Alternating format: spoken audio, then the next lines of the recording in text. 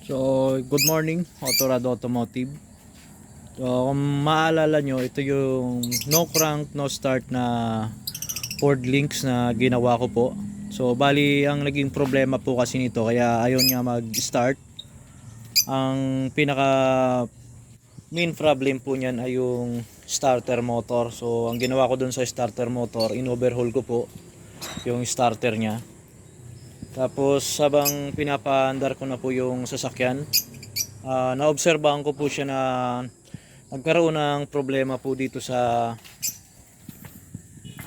alternator assembly niya. So bali kahit naka-off na yung ignition switch, nagkakaroon pa rin ng magnet dito sa rotor coil. So ibig sabihin grounded po yung IC niyan sa loob o kaya yung diode bridge. Pangalawang nakita kong problema, yung water pump. So yung water pump mayroon siyang leaking na. So nalabas na po yung pinaka-coolant po dito. O kaya sinuggest ko na gawin na lang po namin ng water pump saka yung alternator. So bali nakabili na si sir ng good surplus na mga ipapalit. Ito yung alternator, ito yung water pump. So sasabay na rin yung power steering pump para isahang gawaan na lang. So ayan, nakabaklas tayo. So bali yung water pump po yan ay pag magpapalit ay bali tatanggalin po yung pinaka timing belt. So ayun lang po yung project po natin sa umagang to. So Ford Links.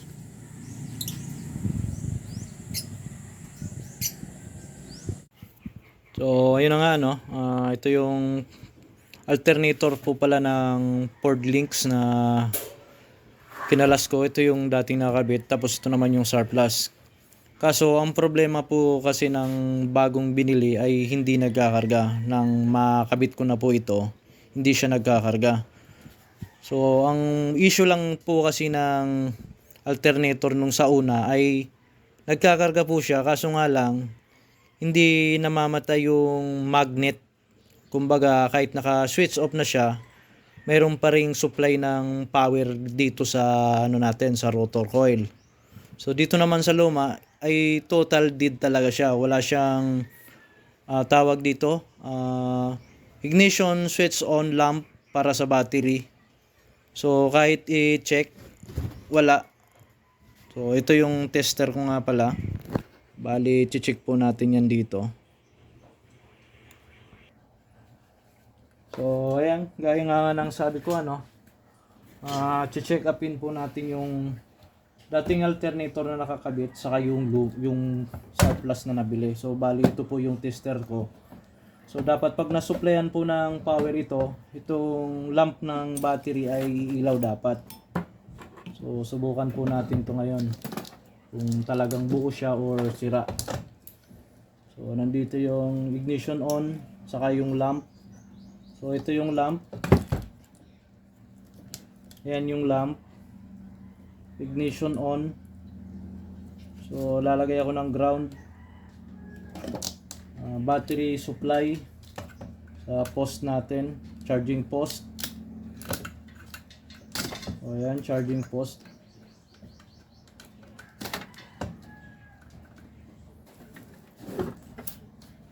Tabi ko muna itong isa para luwag-luwag. So ito yung battery. So dapat pag switch on ko to, dapat iilaw na po ito ng pula. So ibig sabihin hindi umiilaw ng pula. So dito pa lang sa first step ng pag-check ng alternator ay so busted na po talaga tong alternator. So sira po talaga ito. So kahit pagbaliktarin ko to, wala pa rin. So ibig sabihin sira talaga. So mamaya bubuksan ko to kung anong naging problema dito sa loob. Check upin, baka carbon brush lang manipis o kaya may putol sa rotor coil, or pinaka masamang damage na ay yung pinaka IC na. So switch off muna natin to. So ayan, tanggalin muna natin. Tabi na muna natin itong ano, surplus na nabili. Ito yung dating nakakabit. So tingin ko ito brand new naman, pero nagkaroon lang siya ng problema talaga. So kaya nung pag-check natin dun sa una, lalagay din natin to. Ito yung lamp. So, ito yung lamp niya. Ito yung ignition.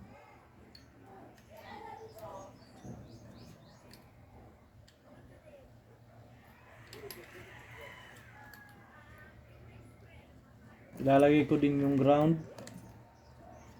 yung charging post, supply. Lagay natin tong battery clamp, switch on. Yan, so ibig sabihin umilaw yan. So ibig sabihin buo itong alternator na to. Kaso nga lang, ang problema niya kasi ay grounded lang. So kung makikita nyo po dito, yan o, naka-magnet. Magmamagnet tong ano, tawag dito, bakal. Meron kasi itong grounded, ayan o, naka-magnet.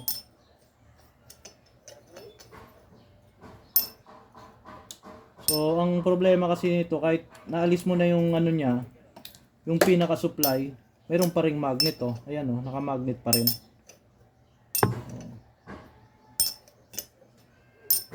Hanap tayo ng metal na pwedeng dumikit dito para makita nyo rin po kung anong problema. So ayan, mayroon ako nakitang maliit lang na bakal. So thumbtacks po ito. Subukan muna natin ulit yung sinasabi ko. So ayan, ibig sabihin mayroon niyang switch on ignition supply. Subukan natin. So nakailaw po ulit yan. Meron siyang magnet. So, ibig sabihin, dumikit, meron siyang supply ng magnet. So, ang nangyayari po kasi dun sa sasakyan, kahit patayin mo na yung ignition on, so, halimbawa, tinanggalan natin yung supply ng power dito sa alternator, bunutin na natin itong dalawang wire. So, patay na yung ano natin, yung sa ignition, pero mayroon pa rin siyang supply ng magnet. So, ibig sabihin, mayroon siyang problema sa IC, naga-grounded. Kaya siya, kumbaga nagde-drain din yung battery. So, pag tinanggal ko to, malalaglag tong na to, magnet. Ay yung na yan, thumbtacks. Oh, yan. So hindi dapat ganun yung alternator. Kailangan pag na-switch off mo na po siya dito sa pinaka-ignition, kailangan itong magnet niya ay mawawala na rin. So ang problema kasi niya, kahit naka-switch off na yung ignition, mayroon pa ring magnet. Naka-magnet pa rin siya. So kailangan tanggalin mo yung pinaka-battery para mawala yung pinaka-magnet. Ayan. So ito lang, yun lang ang problema nitong alternator na to. Pero itong isa na to, yung surplus, total wala talaga siyang power na nakukuha galing sa labas. So ito yung check upin ko ngayon kung anong problema niyan. Pwedeng carbon brass, IC, o kaya yung diode bridge. So bali dalawa na po yung alternator na i-check up ko po dyan. Itong dalawa na to, kung anong problema ng dalawa na to. So ayun lang po kakalasin ko po muna siya para makita kung anong problema. So ayun na guys, bali nakalas ko na yung surplus na alternator, yung binili. So unang nakita ko na agad na problema sa kanya, wala nang carbon brass. So pwedeng ito yung naging problema kung bakit hindi gumagana yung alternator. So bali gagawin ko dito ngayon ay check upin muna siguro itong rotor nya, pati check up na rin ng IC. So nabaklas na din naman yan. Ay check na natin yung rotor sa IC.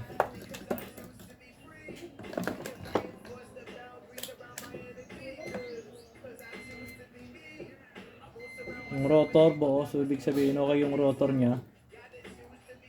So dito tayo ngayon sa IC nya, kung buhay pa ba yung IC nya, hindi pa sira.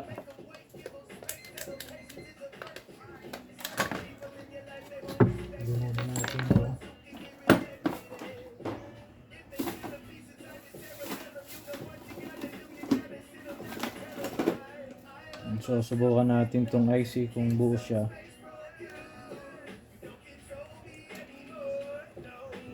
Pero maglalagay lang muna ako ng pinaka-connection. So bali ito na yung magsisilbing rotor. So dapat iilaw ito. Iilaw dapat ito. Tapos supplyan natin ulit itong ano niya, connection.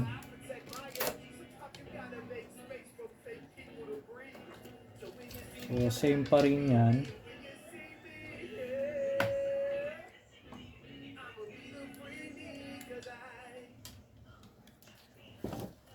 So dapat pag buo yung IC, umilaw dapat ito.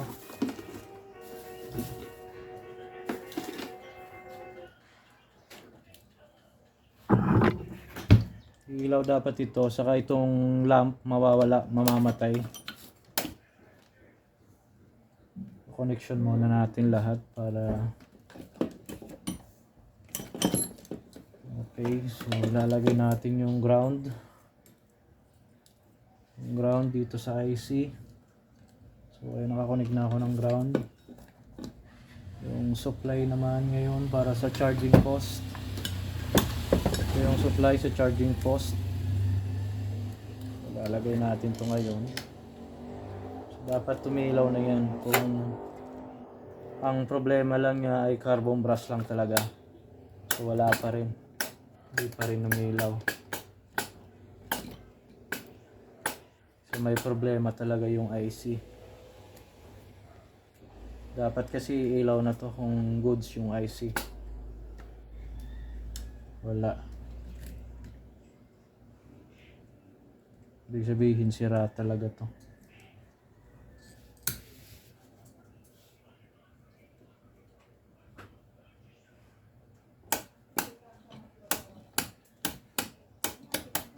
Wala, sira talaga.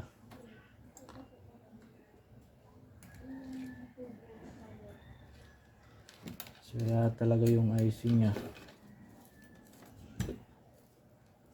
So, hindi sa carbon brush yung problema.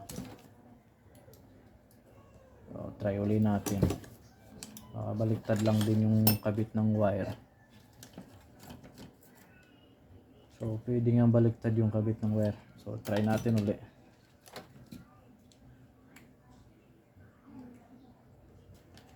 Subok ulit. So wala talaga.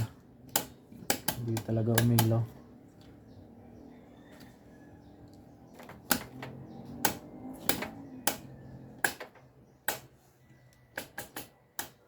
Sira talaga yung alternator na to, yung IC nya.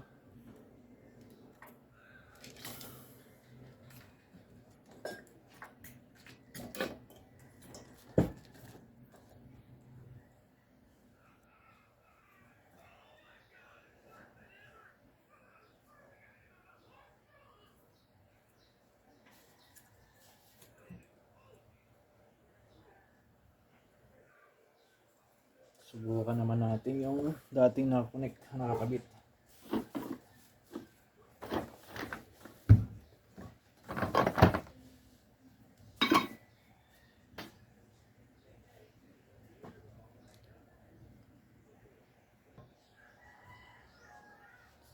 Ayan na nga, no? Bali nakalas ko na din yung dating alternator. So ang gawin natin naman dito ay same pag-check din doon sa nauna. So connectionan din natin muna to. Dito yung lamp, ignition.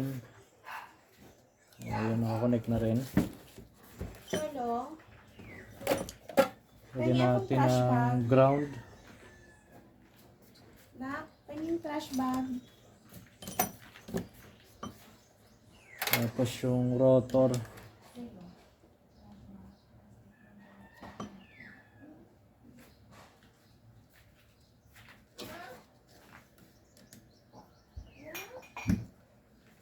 Subaru. Subaru. Nawawala si Subaru.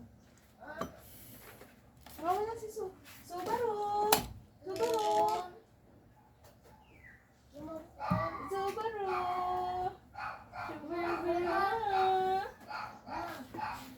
Trash bag. Ang plastic ate dyan.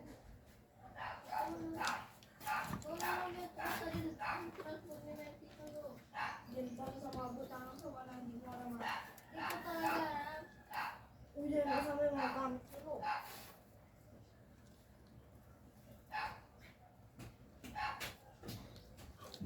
Wala, grounded talaga to.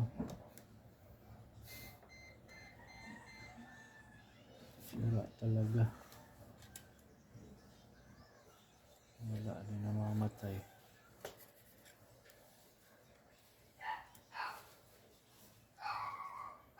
Nakatila na malakas to. Wala, sira talaga, parehas. IC. Parehas IC sira.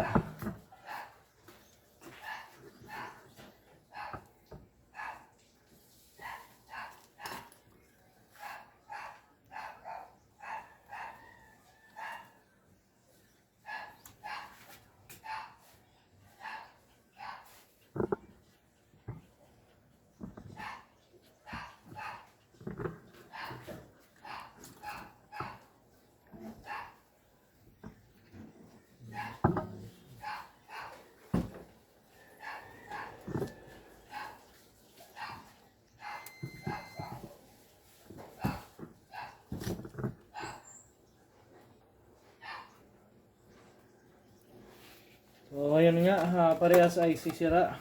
So maghanap muna tayo ng pamalit ng IC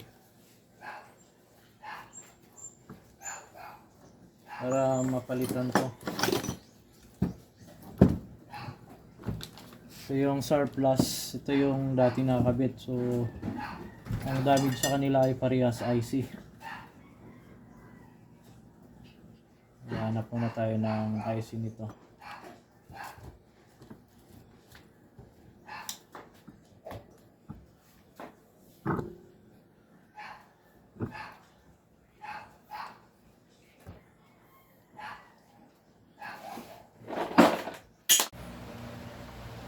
Yun na nga no, bali nabuo ko na yung kakabit nating panibagong IC sa diode bridge.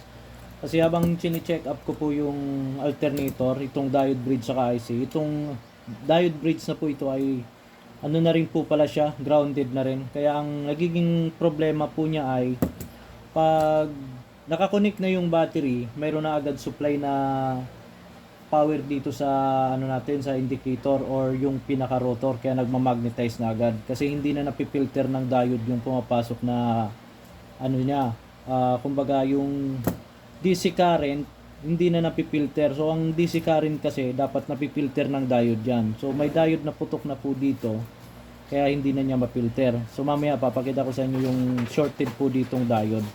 Yung IC din wala na rin to kasi kumbaga na shorted na to. Yung pinakalaman niya meron na yung grounded. So ito yung pinaka goods na ikakabit na natin. So susubukan na po natin yan.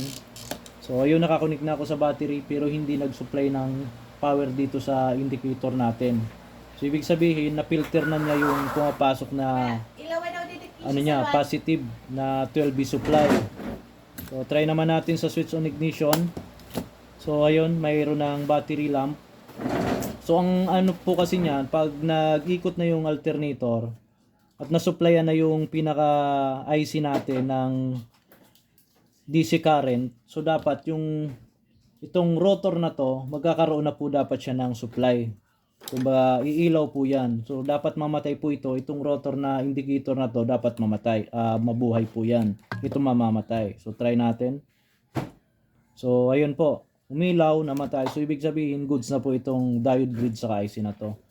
So yun po, ikakabit ko na lang to para ma-final testing na yung ano natin, buong alternator.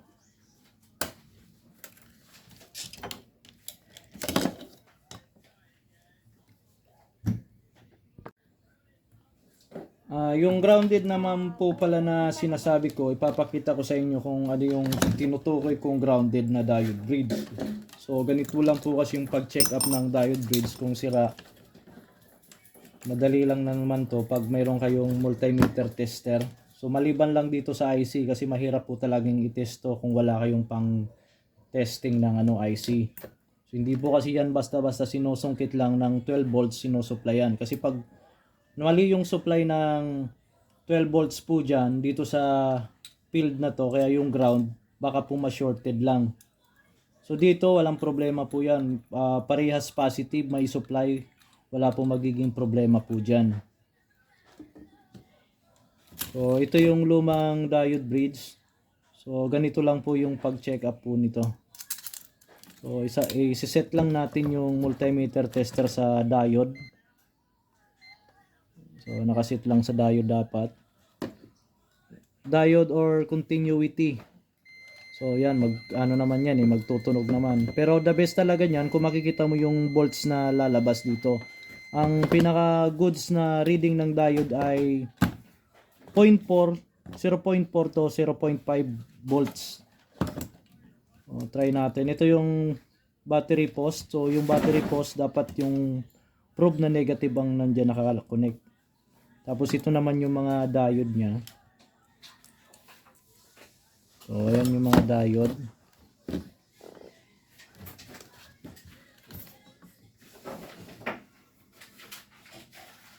So, ayan yung part na grounded. Pero dito, sa dalawa na to, hindi po yan grounded. So, ito lang yung grounded nyo. Kahit pagbalik ta rin ko po yan, grounded talaga siya. Ayan. So, ito yung naging problema niya kung bakit nakapatay na yung ignition, mayroon pa ring supply ng mayroon pa ring supply dun sa rotor coil kaya hindi namamatay.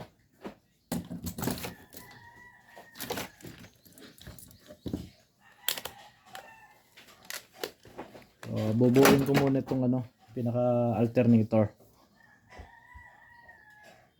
So ayun bali nabuo ko na yung alternator na dating nasira. So nagpalit tayo dyan ng diode bridge sa IC, yung voltage regulator niya. So ayun, nakakonik na ako sa positive, ground. So yung terminal pin nandun na rin, charging post, yung ground natin. So try natin to kung magmamagnet pa. So wala na, hindi na siya nagmamagnet. So magmamagnet lang po yan pag nag-switch on na kasi mayroon na siyang kumbaga 12 volt supply papuntang stator coil. So ayan, lalaglag yan pag hindi na nag switch on. So final testing, dapat pag ikot ko tong alternator, dapat itong ilaw na to ng battery indicator lamp mamamatay, tapos magkakarga siya ng 13.5 to 14.5 volts. So, subukan natin, try natin.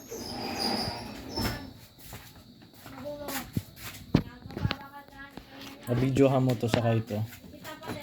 Ayan, first attempt. So, dapat pag umikot na to, mamatay yung battery indicator, saka itong voltahe natin papalo dapat ng 13.5 to 14.5 volts.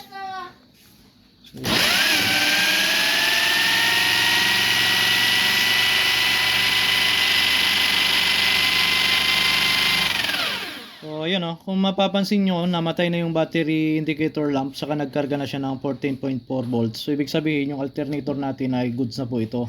Okay na.